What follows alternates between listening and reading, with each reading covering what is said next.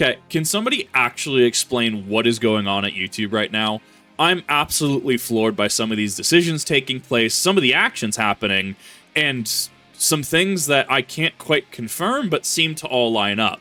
So, if you aren't aware, Ironmouse's VOD channel has been completely taken down at this point in time. Absolutely wild, in my opinion. If you try to check out, go to Google, Ironmouse VODs, try to Google this very thing, and you try to do it, it'll say, you know, show the monkey the channel is not available. And the reason for that is that it got 3 copyright strikes.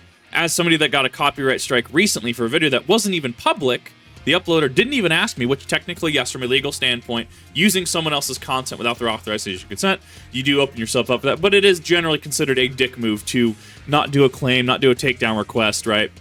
Takedown request being that you have X amount of days to take this down. If you don't take this down, well, that will result in a strike, right? Generally, shotgunning the copyright strike is the dick move. You get 3 in a rolling 90-day period, and if you get 3, you're done. Your YouTube channel's donezo. If anything, the way I understand it, you are banned from YouTube. You cannot create another YouTube account, but that might be terms of service violations. I'd have to double check on that information. So, why I'm really locking into this is that everything seemed like it was consensual here, right? A number of other, I believe Shylily VOD channel, well, Shylily's VODs, or Shylily Clips, I believe it was specifically, also got hit with a similar thing, where they just got their channel deleted overnight.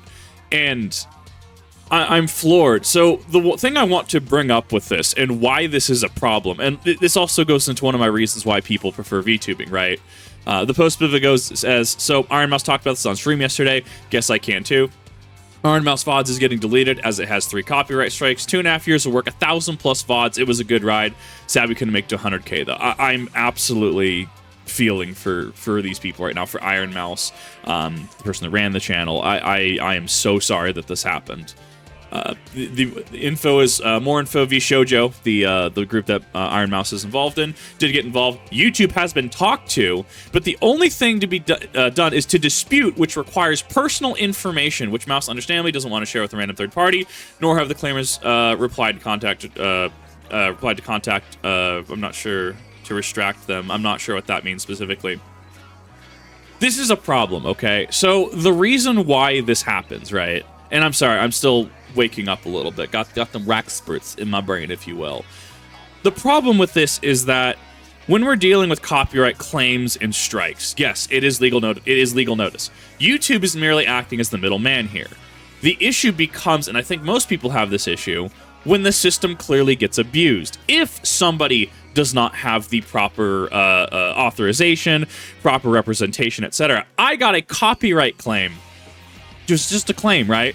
From Epidemic Sound on an agency, on behalf of them, a claiming agency, even though I owned their license. I made a whole stink about this. I will continue to make a stink about that. I will remind them, even if I get to 1 mil plus. That is not okay. That's not how you do business, okay? Do better, right? If I can have people coming into my comment section a year and a half later saying, well, you know, I can't, you're very disappointing. You know, I've watched your content for a while. I watched this VOD of Pokemon Fire Red, and you said that having this easy mode was a great accessibility option for a wide variety of players. You know, that was incredibly disappointing. One of the worst things you probably said.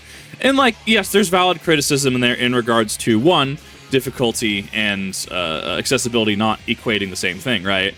My inherent issue with that is I shouldn't have to spend 3 to 4 paragraphs explaining every single sentence, okay? That's actually part of my burnout right now.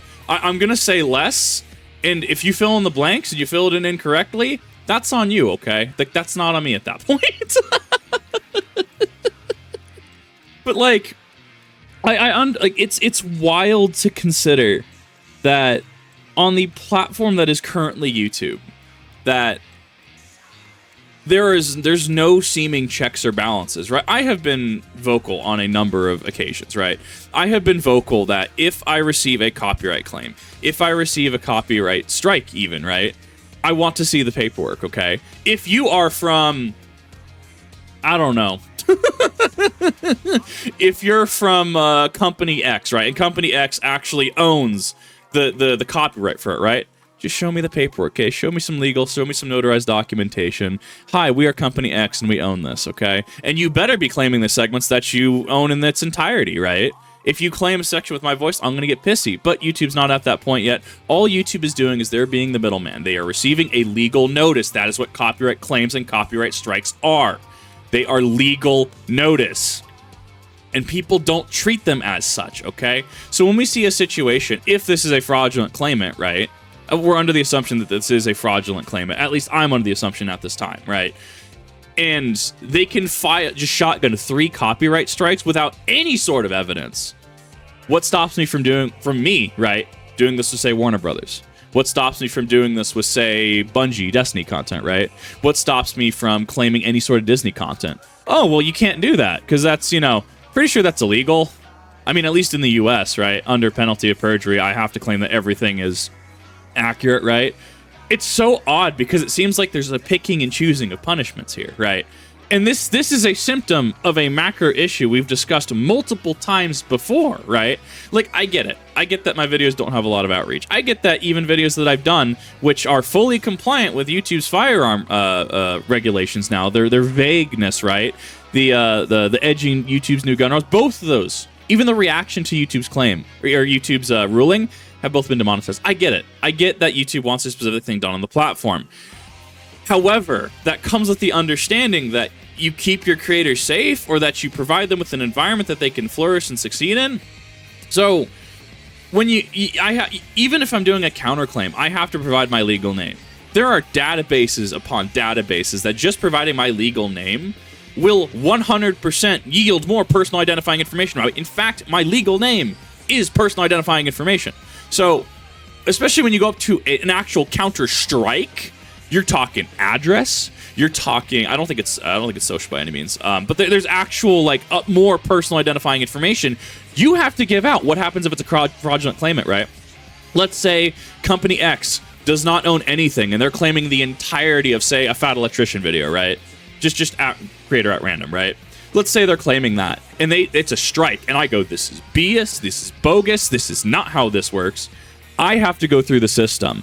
I have to send my personal identifying information to this random claimant, and they could drop it, but now they have my information. Where's the information protection on this? Which I feel is weird considering how data protection certain countries are. I know countries in the EU, I had to do an entire course in a couple jobs in regards to data protection in the EU, right? It absolutely floors me. So in this situation, and I think Ironmouse absolutely has reason to, not scared is not the word I'm going for, but reason to really just look at this and go, I don't want to do this, right?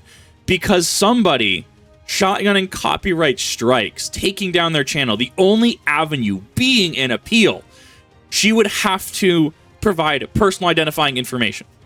She has to give up her anonymity. It's so wild how this works. It's so wild that the system aid and abets potential fraudulent and false claims. It's an abuse of the system. Abuse is abuse is abuse. I don't know what you want. So one thing that I could potentially see, and this would actually require Ironmouse talking to a lawyer. I'm not legal. I'm not a lawyer by any means. I'm not legal substitute by any means. The way that I understand it is you could have a P.O. box. You could have a lawyer represent you and them file a counter on your behalf. I don't know how that process works, okay? I don't make enough to have a lawyer and retainer. I don't, right? Like that's an option I have heard of going through. But even then, do you see how, like, an issue like this, where some random could shotgun copyright strikes like this, take down entire channels, and the only recourse you have is to give up your anonymity, to give up your personal identifying information, to even have a shot of doing this. And that being said, if you fail, if a counter-strike falls through, right? So they strike you like this. Counter-strike. If you fail on the counter-strike and they win, the way I understand it is because that their ownership of copyright calls into question, they must litigate against you. So let's say Disney were to issue a copyright strike against me because I maybe used a clip of something, right? Maybe used a clip of, like, I don't know, Star Wars, Peter Pan, whatever, right? And they decided to issue a strike, and I said, whoa, this is like 7 seconds, bro, hold me fair use, which that's a myth, right? And I were to counter that, and I failed because they own it, they would have to litigate it against me from what I understand. even if this is incorrect, the fact that this is even a situation that we get into, the fact that you have to worry about, well, is this a claim? Is this a strike? And I am all for a copyright system when it works.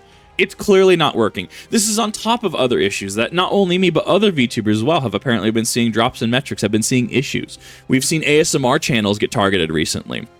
I don't know how other reactors are faring. It wouldn't surprise me if either their spot in the algorithm has shifted or some of them have also been experiencing issues.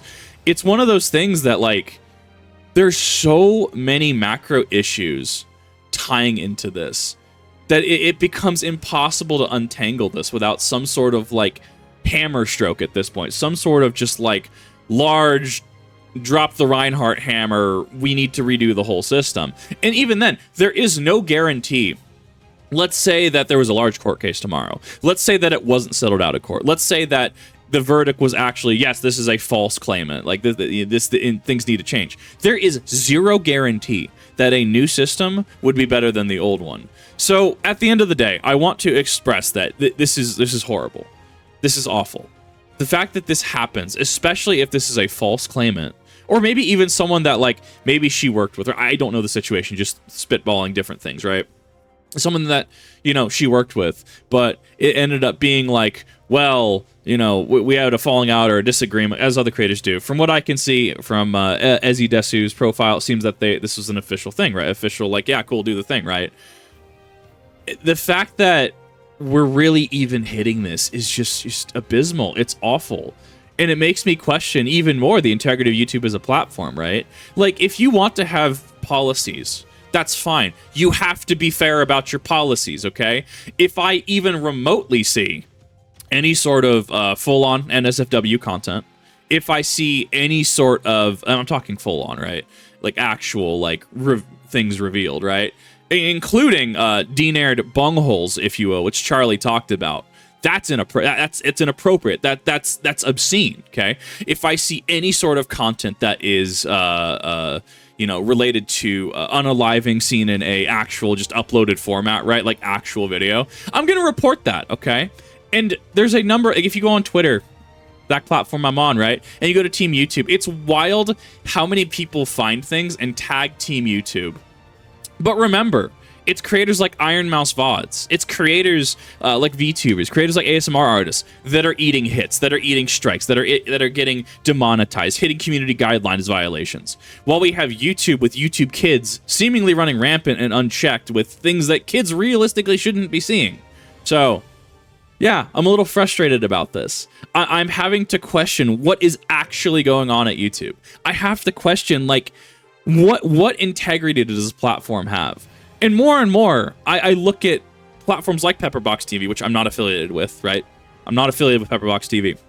But I love it that they're just like, nah, we're just going to make our own alternative streaming service. It's a sub fee. But yeah, so if you want to go see Fat Electrician, some Brandon Herrera content, including something specific that's been re-uploaded over there, wink, wink, right? Yeah, it's over on there. And I think that at the end of the day, YouTube is hitting a point where, and I guess it has hit a point for a while, where, yes, it's good. It's good as a platform if you can hit the right things, if you can mind your P's and Q's, if you aren't outside of their perceived, this is what we want. But good God, it's been going downhill for a while. And part of me is, you know, my drop in numbers alone. Part of me wonders if that's not a YouTube thing as a whole. It's not that I've heard people aren't getting notifications. I've heard that, you know, people are just watching less and less YouTube. They're not going to sit through and watch a 5-minute video to get a 1-hour ad.